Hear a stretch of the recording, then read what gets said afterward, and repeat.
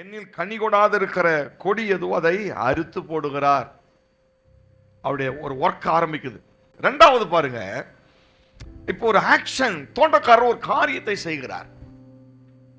ரெண்டாவது செய்கிற அந்த காரியம் ரொம்ப முக்கியமானது, அறுத்து போடுகிறார். எதெல்லாம் அறுத்து போடுறாரு? அந்த அதில் இருக்கிற அந்த கனி கொடாது இருக்கிற கொடிகளை அறுக்கிறார். நமக்கும் தேவனுக்கும் இடையில இருக்கிற அந்த பிரச்சனைகள் எல்லாம் தீர்க்கிறார். அதான் அந்த வசனத்தினுடைய ஒரு சாராம்சம்.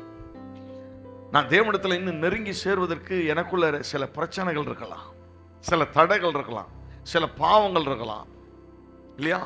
இதையெல்லாம் என்ன செய்கிறார்? தோட்டக்காரரை அதை அகற்றுகிறார். Removing the fruitless branches. எதெல்லாம் அந்த கொடிகளில் எந்த பாகம் அந்த பாதிப்பு உண்டாக்குகிற பாகங்களை அவர் என்ன செய்கிறார்? அதை எடுத்து போடுகிறார். இந்த வசனம் என்ன சொல்லுகிறது? கனி அளிக்க கூடாத கொடிகளை அறுத்து போடுகிறார். அதெல்லாம் என்னன்னா, இது ஒரு தண்டனை அல்ல,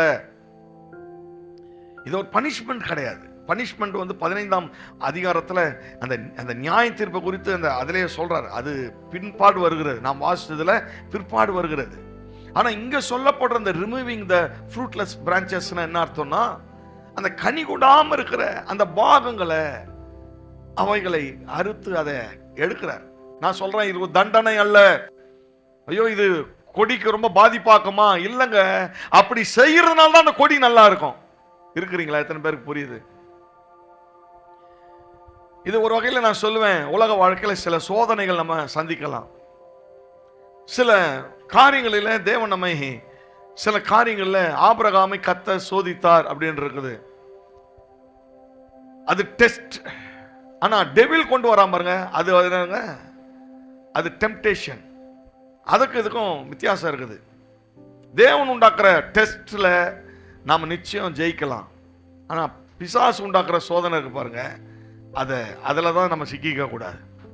தேவன் உண்டாக்குற சோதனை ஒரு நாளும் நமக்கு தண்டனைகளே அல்ல. ஐயோ கர்த்தர் என்ன சோதிக்கிறாருங்க அப்படின்னு என்ன செய்யக்கூடாது, தண்டனைக்குரியதா நீங்க எண்ணி பார்க்க கூடாது. சில நேரங்கள்ல நாம விசுவாசத்தை பெருக பண்ணுவதற்கு சில சோதனைகள் நமக்கு அவசியம். கரங்களை உயர்த்தி அல்லேலூயா. உன் கோபம், உனக்குள்ள இருக்கிற இந்த மன்னிக்காத குணம், உனக்குள்ள இருக்கிற இந்த முரட்டு சுபாவம், இந்த காரியங்கள் எல்லாம் உன் வாழ்க்கை கெடுத்துறோன்றத அறிந்து என்ன செய்யறாரு?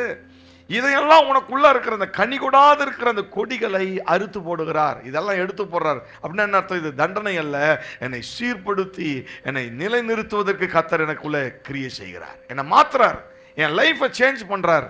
அதான் அந்த கொடியை அறுத்து போடுகிற ஒரு அனுபவம்.